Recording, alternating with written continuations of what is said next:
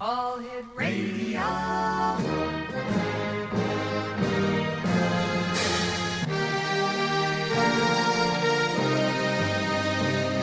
Welcome to the X Zone, a place where fact is fiction and fiction is reality. Now, here's your host, Rob McConnell.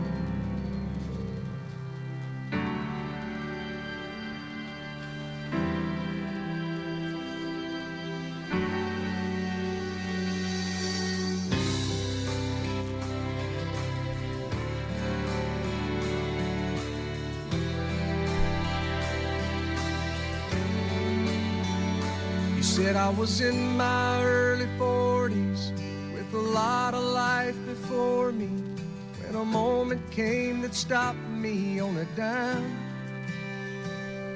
I spent most of the next days looking at the x-rays, talking about the options and talking about sweet time. I asked him when it sank in that this might really be the real end. How's it hit you when you get that kind of news?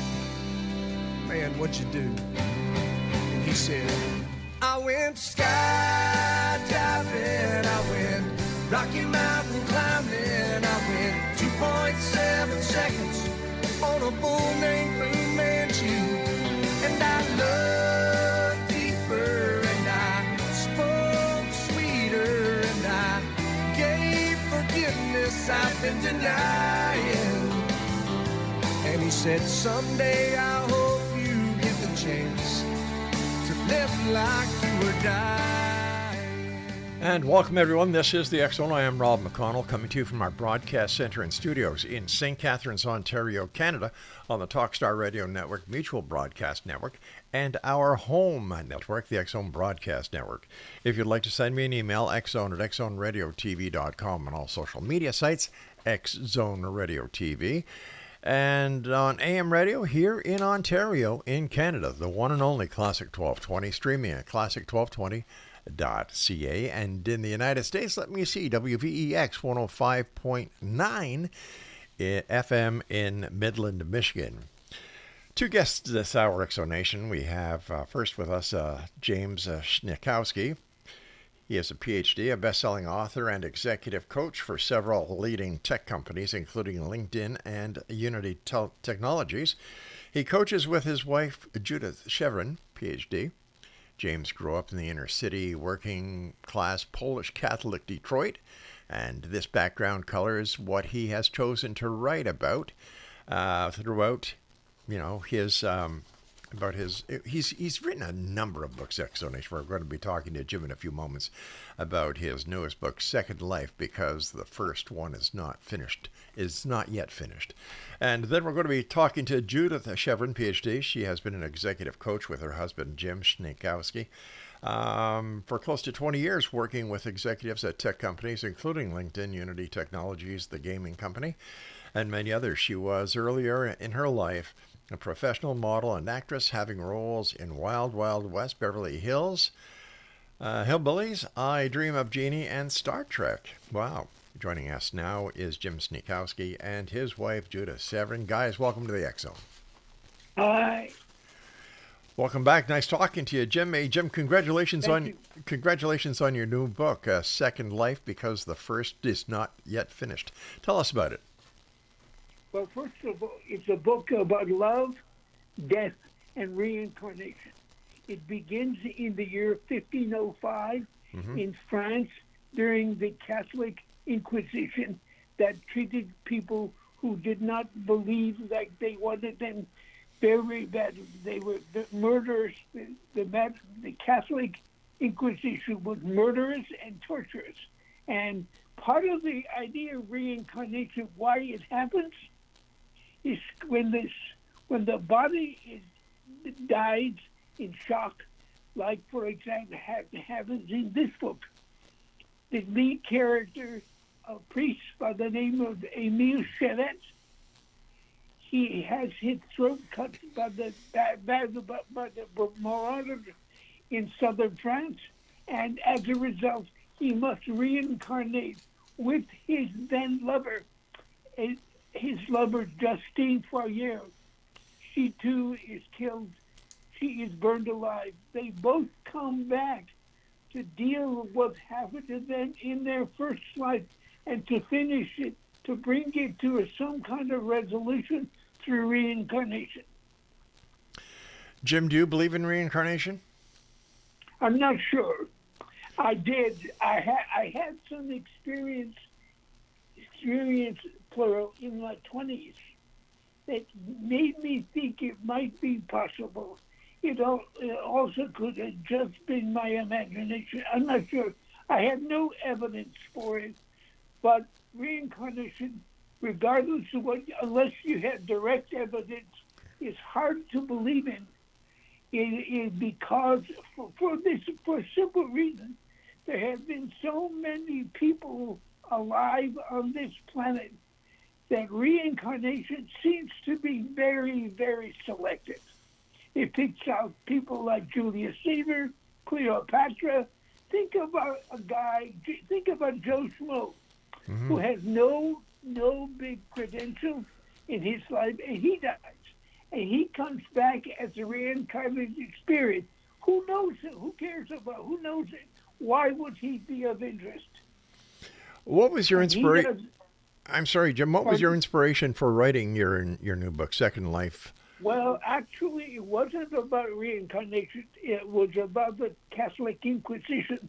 My upbringing in Detroit, in Polish Catholics, Eastern European Savage Catholicism, was I was an upper lower class, inner city working class kid, and the church that I was raised in was brutal to me. Rulings across your knuckles were common. Well, threats. I was threatened with being sent to a juvenile facility for very little reason. At least I thought so. The nuns thought it was quite something. They threatened me with sending me to a juvenile facility. Well, I was very, very imaginative as a child and as an adult. I believed that stuff. So when they said it, I didn't I didn't dismiss it. I believed it, and it really scared me. And I took it in and believed it.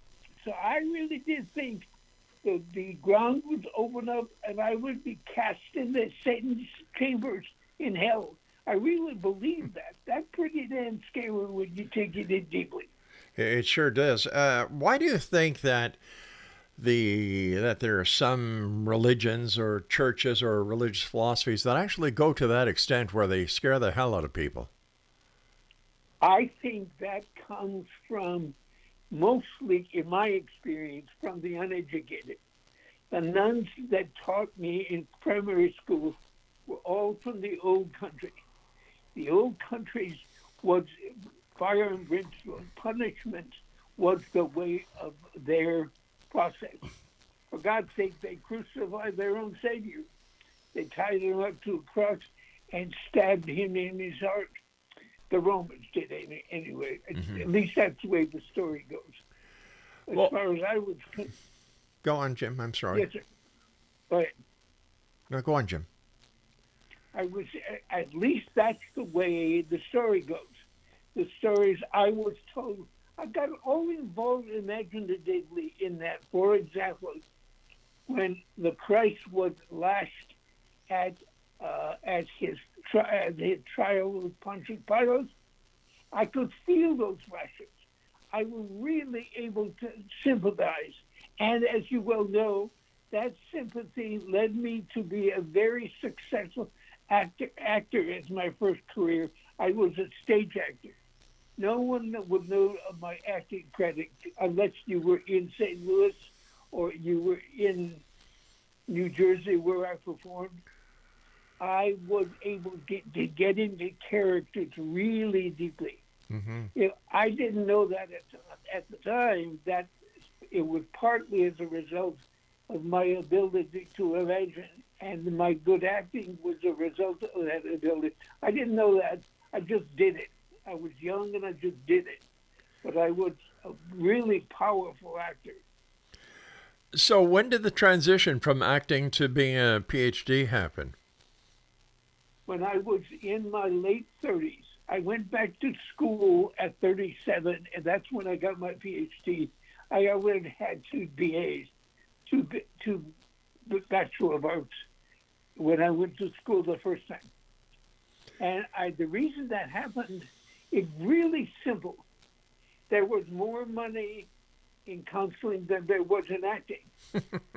As a stage actor, there wasn't a lot of money. I think I made $300 a week tops, but I did it for 15 years. That's a long time. So I got tired of it.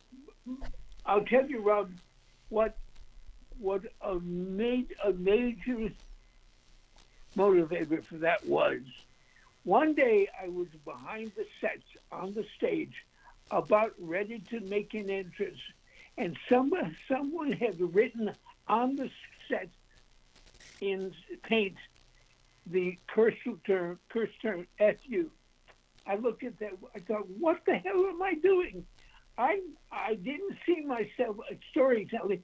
I saw myself as making crap up. I suddenly thought, I don't want to live a life in fantasy and illusion. That was the beginning step, leading me toward the PhD. But isn't that what acting is living in an illusion, living in a world of fantasy? Yes, it is. Particularly if you act the way I did. I was what was called a method actor. The method acting had a very simple principle. The principle was this: your job is to make the audience believe what you're doing and be moved by it. Well, if you're indicating your emotion, the chances there is a less of a chance they will believe you.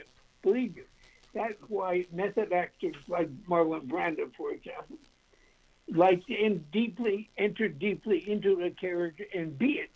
Well, that's what I did. All right, Jim, stand by. We've got to take our first break. Exo Nation, Jim SNIECHOWSKI is our special guest. His website is jimsniechowski.com, and Jim and I will be back with his lovely wife, Judith, on the other side of this break as the Exxon continues with yours truly, Rob McConnell, from our broadcast center and studios in St. Catharines, Ontario. Visit us online at www.xzbn.net, and you can always listen to us Monday through Friday from 10 p.m. Eastern until midnight on Classic 1220. CFAJAM in St. Catharines, Ontario, and listen to them online around the world at www.classic1220.ca. You said I was in my early 40s with a lot of life before me, when a moment came that stopped me on a dime. I spent most of the next days looking at the x-rays, talking about the options and talking about sweet time. I asked him when it sank in that this might really be the real end. How's it hit you when you get that kind of news? Man, what you do? And he said, I went skydiving,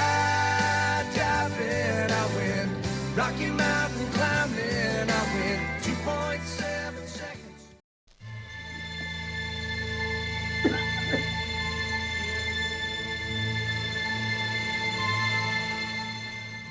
Elliot Van Dusen, the Corporate Director of Paranormal Phenomena Research and Investigation, PPRI, is proud to announce that our inaugural Halifax Paranormal Symposium was a spooktacular success.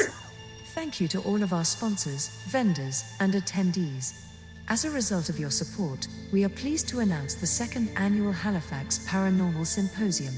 Join us in October 2024 for an all-day event. Enjoy amazing presentations about parapsychology and the paranormal, browse our wonderful vendor tables, and enjoy the company of the spooky community.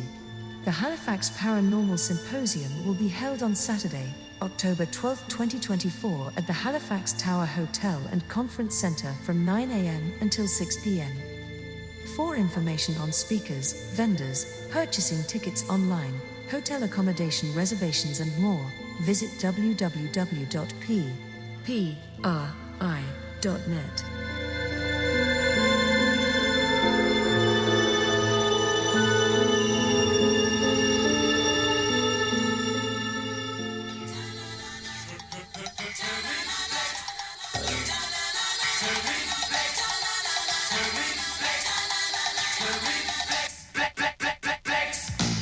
We've gone too far this time, but I'm dancing on the Valentine.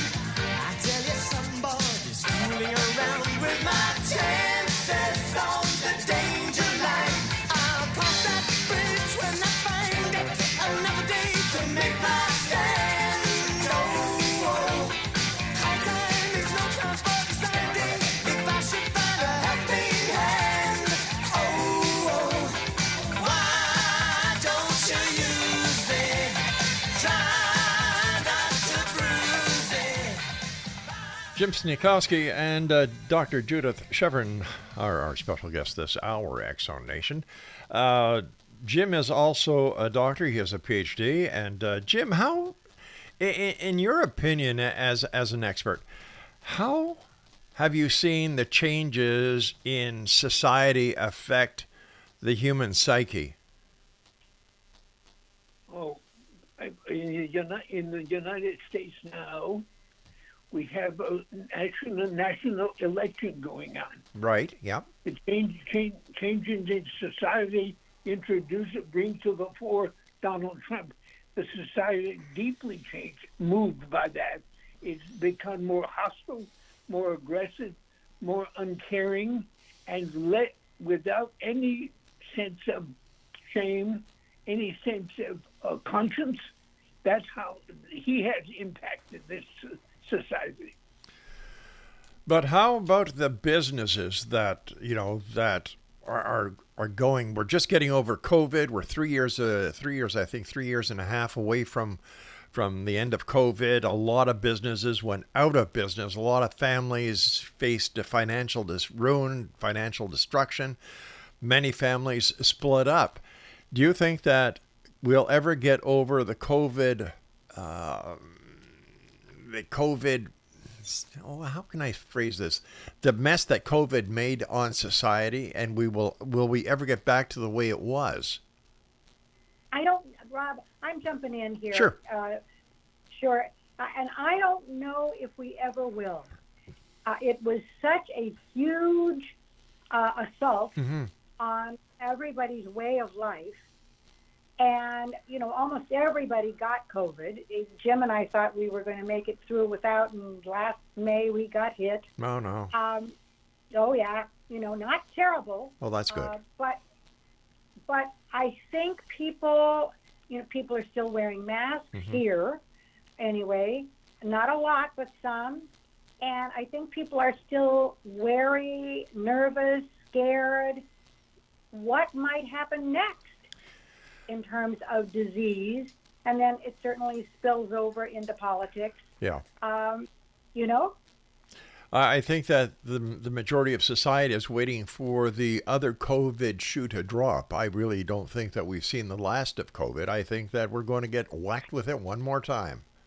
Right.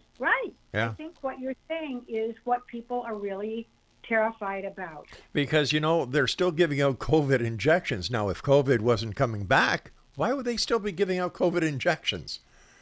Right. And our friends, we've talked about getting it, but, we may or may not. But we have friends certainly that have, had their most recent injections.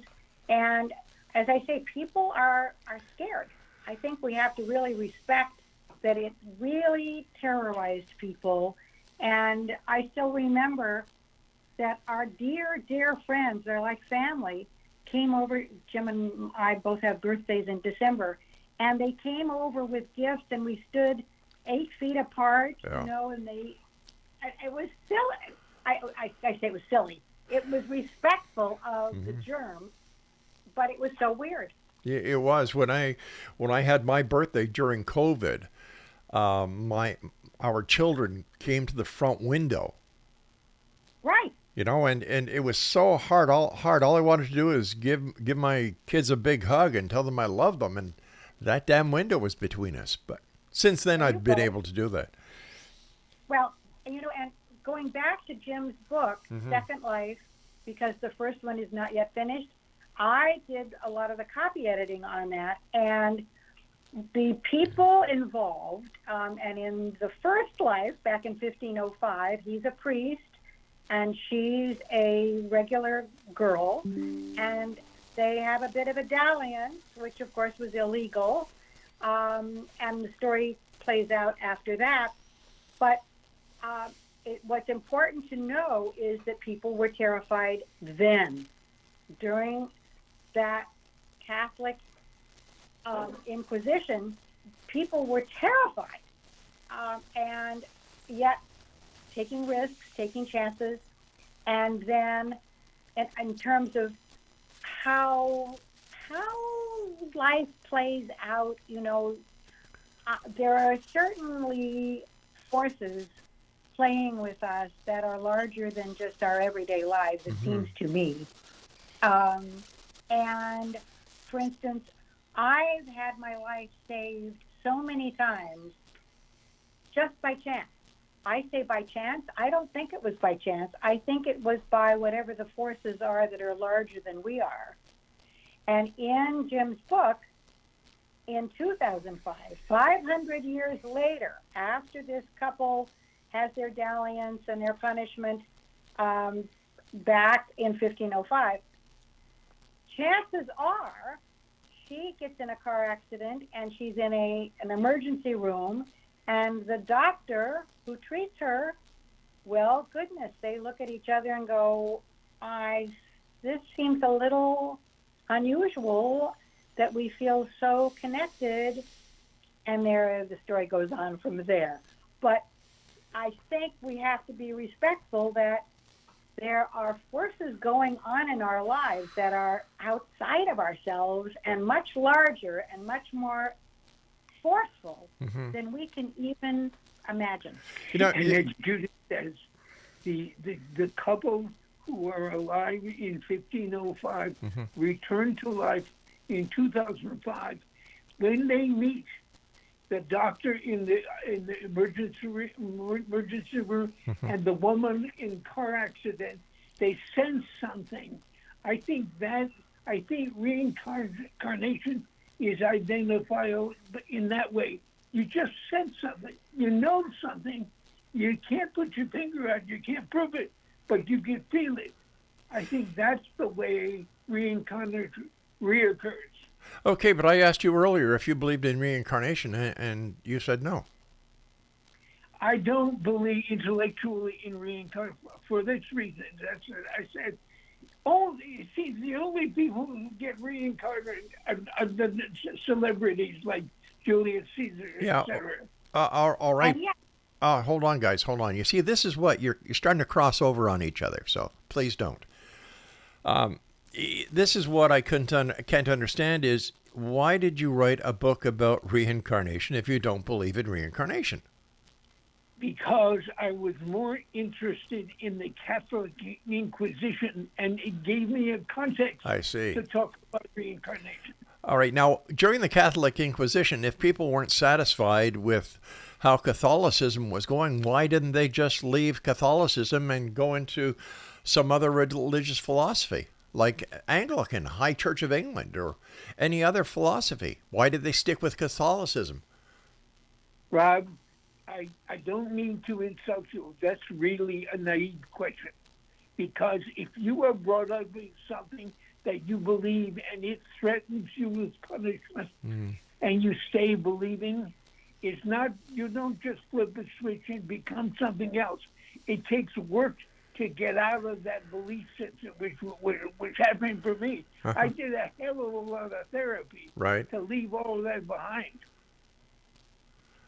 Wow. And I think it sounds like brainwashing. It is. That's exactly what it is. Brainwashing with pain.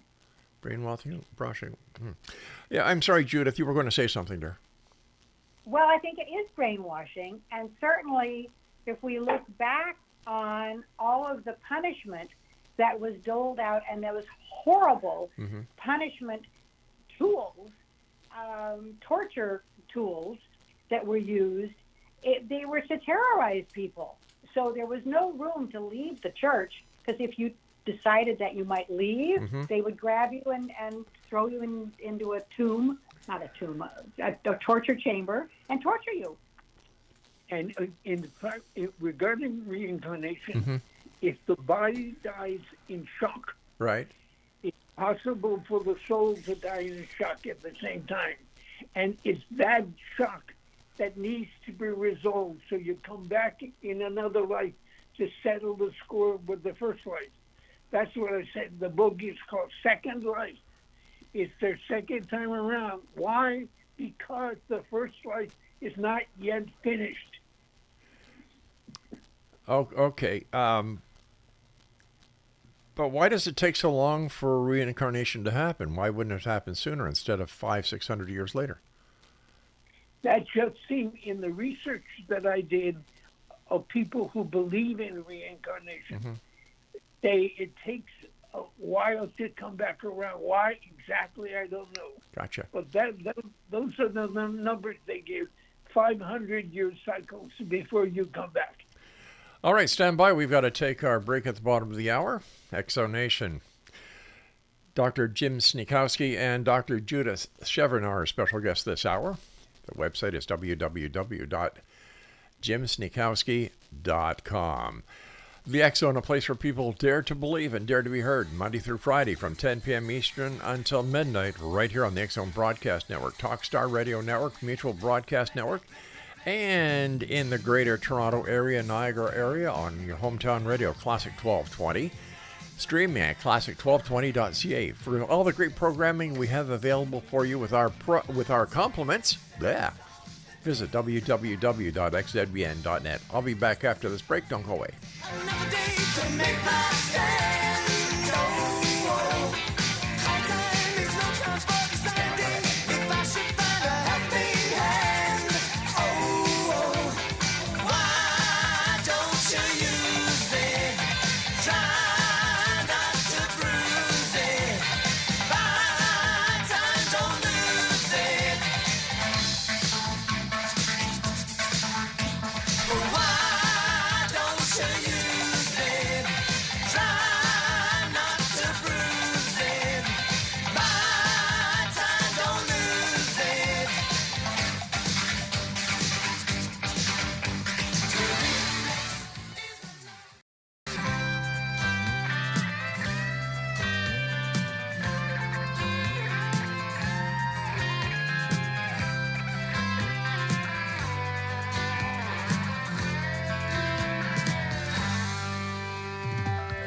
The light shines down the valley. The wind blows up the alley. Oh, and I wish I was lying in the arms of Mary. She took the pains of boyhood and turned them into feel good. Oh, and I wish I was lying in the arms of Mary. Mary was the girl that taught me all I had to know. She put me right on the first mistake. Summer wasn't gone and I learned all she had to show. She really gave all a boy could take. Yeah. So now when I get lonely. Welcome back, everyone. Judith SHERVEN and Jim SNIECHOWSKI are our special guests this hour. And Judith, you, throughout your life, have had many mystical experiences. Can you share some with us? Sure.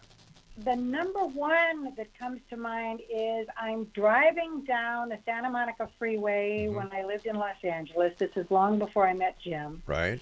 And it's night. It's probably 11 o'clock at night. And I've had a couple of glasses of wine with a friend, or maybe 3 or more. And all of a sudden, in front of me, I realized that the car is dead stopped in front of me. I am going probably 70 miles an hour. I have got to change lanes immediately to save from crashing into that car, and I abruptly switch to the right lane, and I'm fine, I quickly look to the left, and there's a car. If I had gone to the left, I would have crashed right into another car and probably be dead. And instead, I'm very much alive. And we could say that's happenstance, but I don't think so. It felt like there was guidance driving me to move to the right and not to the left. Many times when I am backing out of a driveway, and I should count how many times, but I will look around, of course, to make sure that I can keep backing out and I'm not going to hit anybody or anything. And I look both directions, and there's nothing. And I think, I better look one more time. Sure enough, there's somebody right behind me. And if I had backed up right then, I would have hit, a mother and a child, or a child on a bicycle. But I don't. I take that last beat to look. Something drives me to look again. And again, I could say that's just me, but I don't believe it is. I believe there is guidance saying, make sure you're okay. How did you go from being an actress on such great shows that everybody listening, I'm sure, has watched in their days? Wild Wild West, Beverly Hillbillies. My God, that was a mega one. I Dream of Jeannie, Star Trek. My goodness, how did you go from doing that to being a life coach and a psychologist? Well, I grew up in Los Angeles, and I won a beauty contest when I was 12, looking 18. Started modeling right away. Did my first television commercial when I was 14. Did a lovely part on Ozzie and Harriet when I was 15, and kept working. And I did probably, I'm going to guess, close to probably 90 television commercials, and, I Dream of Jeannie a couple times, and My Three Sons 3 times, and Wild Wild West twice, and so forth. And that was, by the way, the original series of Star Trek that people are very impressed that I had a little role. I was a nurse on Wolf in the Fold in the second season. But by the time I was in my middle 20s, I thought, do I really want to keep doing this? And Rob, I want to say this for everybody listening.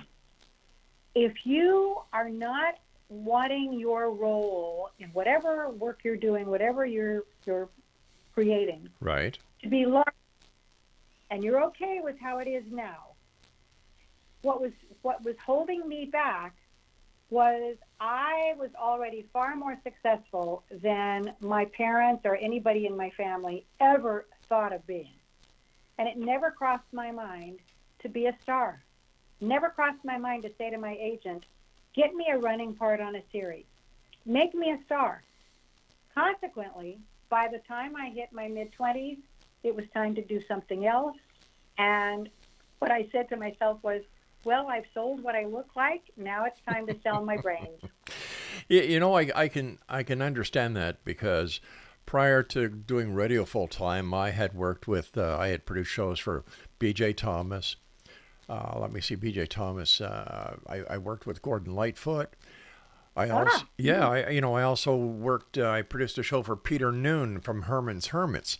So I understand that. That was great in those days, but there was more. And it's when I found radio that I understood radio and television, that I found out this is what it is. This is what I want to do. There you go. You felt it. You could tell there was something more.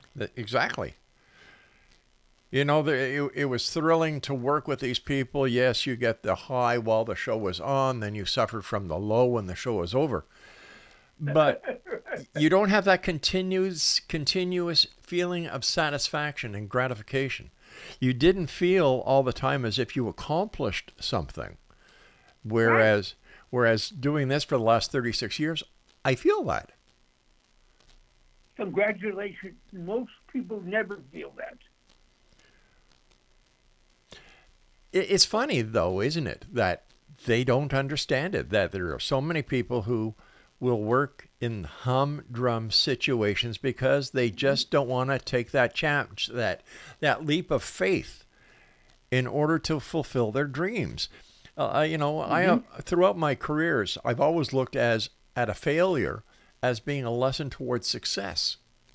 And you cannot have success unless you have learned these lessons. Good for you. Yeah. Say it again. Rob, say it again. For everybody listening, please take in what Rob is saying. If you have what you think to be a failure, it's not a failure. A failure is a lesson in success. If you fail at something, get up, brush off your butt, get going, take a look at what happened, and learn from that, and then proceed. You cannot be successful unless you've learned the lessons that happen when you have failures during your time where you're going up that ladder. And if you're not part of the solution, you're part of the problem. So who wants to be part of a problem, right, Guy? There you go. Well, you're reminding me, Rob, that a book that Jim and I wrote together that was the winner, nonfiction winner in the San Francisco Book Fest 2023, Overcoming the Fear of Being Fabulous. That's the title, Overcoming the Fear of Being Fabulous. I love it. Isn't that because people will hold themselves back? Mm-hmm. Jim and I, when we met on a blind date, we talked about that both of us had been actors. Right. And neither of us had pushed forward to become big stars. And we realized it was because we were afraid of being fabulous, given the families that we had come from. I don't understand that. I'm sorry. I'm having problems understanding why, if you were that successful, okay, let's backtrack. You said you didn't want to be fabulous because of the families that you had come from. But if you're fabulous, you can go back to your families and bring them up to a point that they could not have been if you had not been successful. Well, I don't think in our cases of either of our families that we could have brought them up to anything. Oh, okay. My dad sold used cars. He was brilliant. Mm-hmm. He was miserable. He wasn't going to change. My mom didn't work. Jim's parents, lower class, Detroit, worked in the factory. I think the problem is we were leaving them behind already, and we would have left them completely behind if we had become stars. But why couldn't you have taken them with you and shared the success with them? They would not have come. How do you know? I think That's a very generous question, but we knew who those people were. Okay. For example, my mother complained most of her adult life that my father never bought her a fur coat. She lived in Detroit. My father finally bought her the fur coat. She would not wear it. She was concerned what the neighbors would think of her in a fur. That's why they could not have come with it. That's an example of why they could not have come with it. Wow. I don't know if I would leave my parents behind. Well, I appreciate that you had parents who would have come with you. And truly, if you did, Rob, bravo, fantastic. But I think, Jim and I have talked enough with my brother and Jim's brother about who those parents were. Yeah.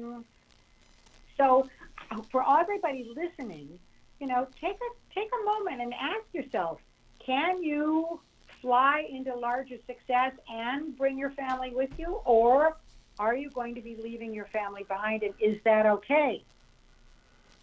Because clearly what Jim and I are saying is at our unconscious level, it was not okay, and so we suffered from the fear of being fabulous. I usually agree with you guys whenever you're on, but this time I can't agree with you. Okay. I really can't. Rob, why not? Why not? Because here you've got parents that brought you into this world. They did the best with what they had. They did the best with what they knew. They gave you the opportunities to get where you were, whether you want to accept that fact or not. Something that they did drove you to being actors and being successful. And just to leave them behind without really trying to give them the opportunity to go with you just makes no sense to me. So here's an example. Okay, we've got to take our break. We'll be back on the other side when we take your example. Exo Nation, Sure. This is Rob McConnell. I am talking to Dr. Judith SHERVEN and Dr. SNIECHOWSKI, Jim SNIECHOWSKI, both well-known actors, both authors, both psychologists, and they're both really nice people. We'll be back on the other side of this break as the Exo continues. But this is our final segment for this hour. Part 2 of the show starts at the top of the hour, so we're going to be back. Whatever you do, stay with us. Don't go away.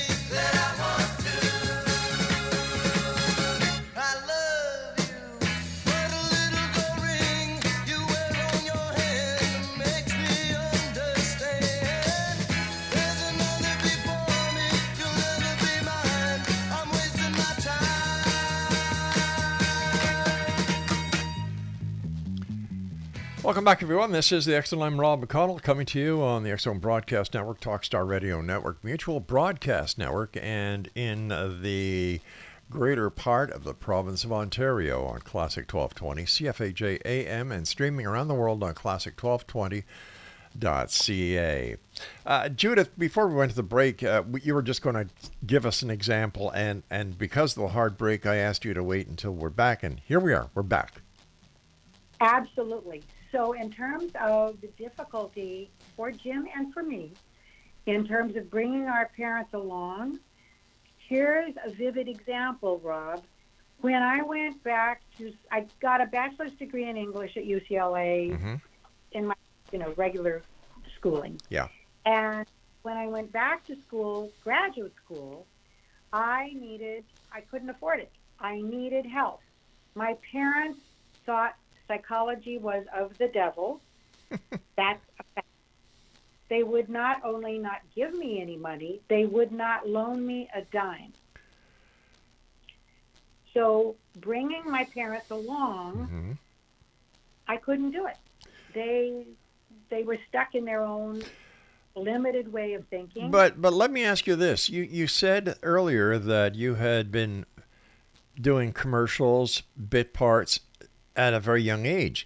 Weren't you able to save enough money to take yourself through school? Probably could have. Unfortunately, that money was invested with my then boyfriend's brother, who was a stockbroker, and it all went away. But is that your parents' fault? No. Okay. I'm not suggesting that was their fault, but I am saying they thought psychology was of the devil, and consequently they could not be brought along. But wait a sec. Here, hold on here. Just because they believed that a course that you wanted to take that you could have very well afforded to pay for if you hadn't lost it with your boyfriend's brother, just because they did not believe that psychology had any value and that it was the work of the devil, you would not bring your parents along? When you say I wouldn't bring them along, I went and visited them. They came to my graduation. It wasn't like I stopped talking to them. That's not it. Right. But they could not understand what I was doing. They lived a very limited life. Okay. And consequently, I think my brother would say the same thing, that we both had to leave home. Well, everybody needs to leave home.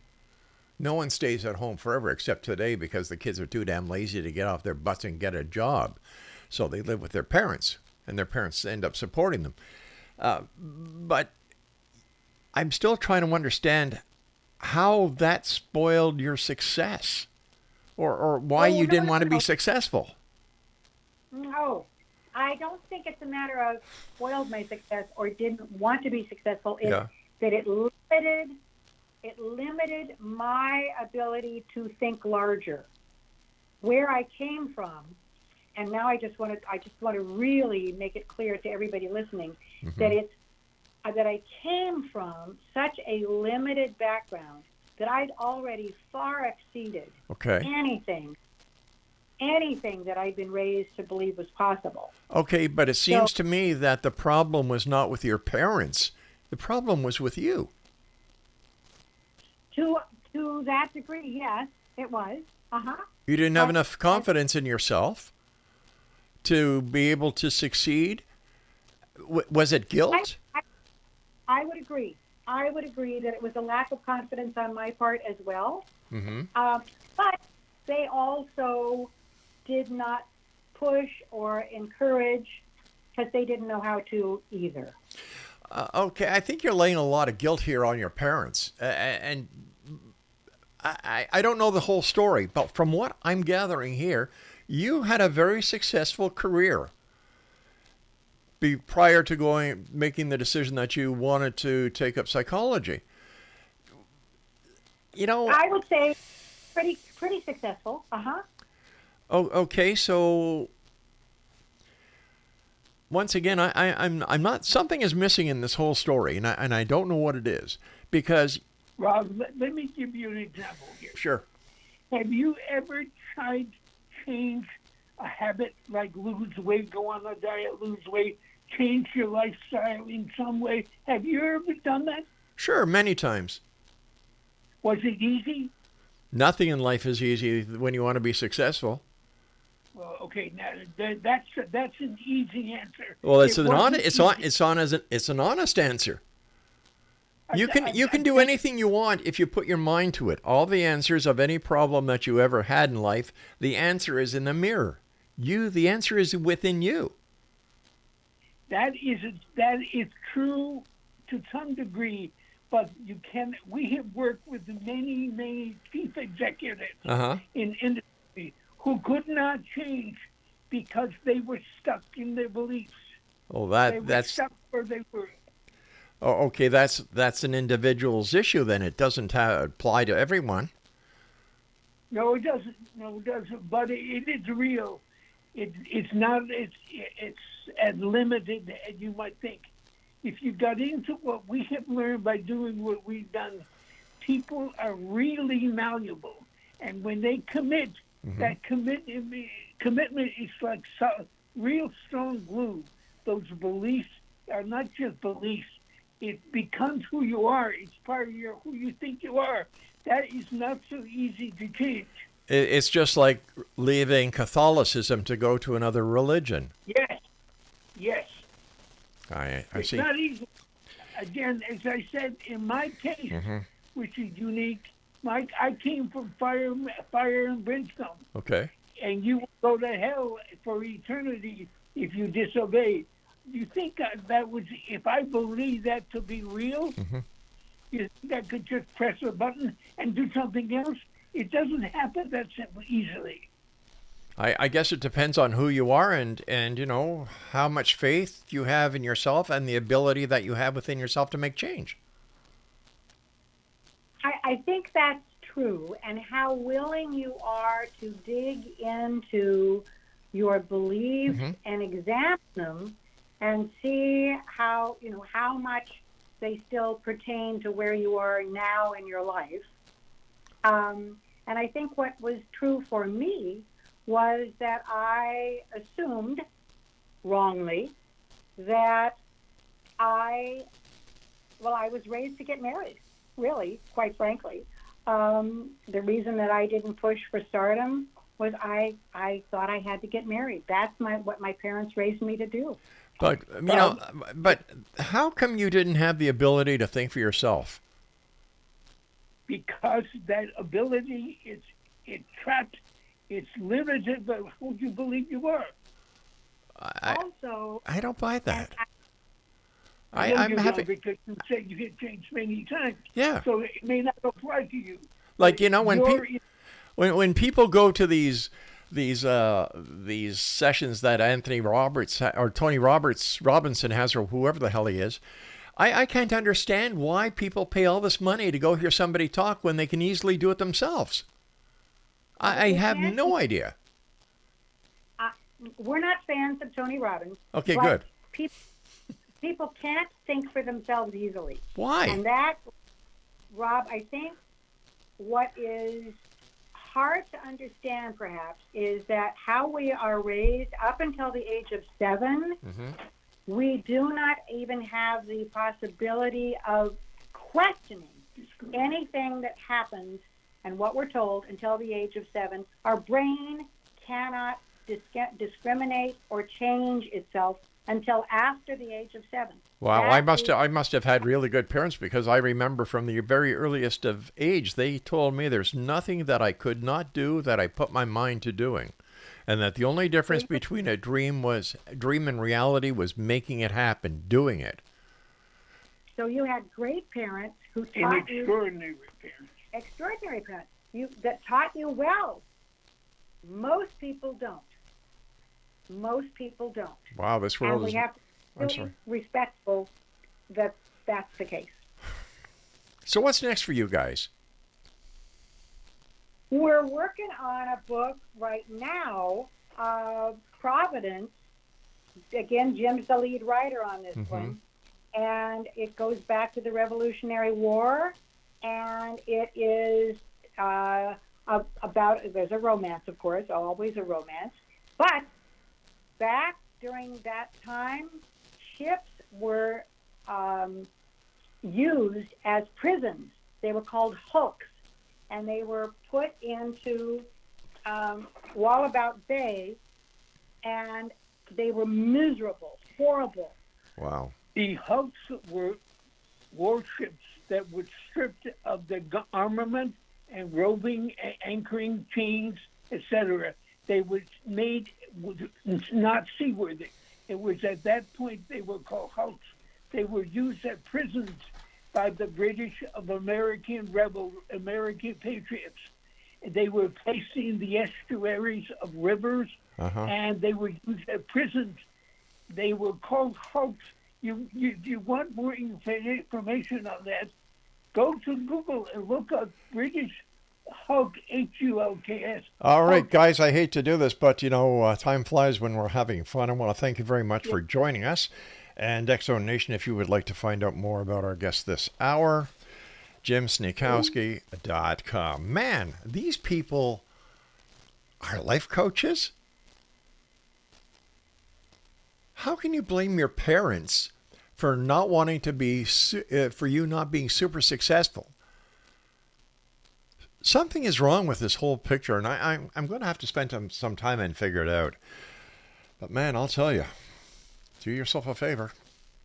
Think for yourself. Do it for yourself.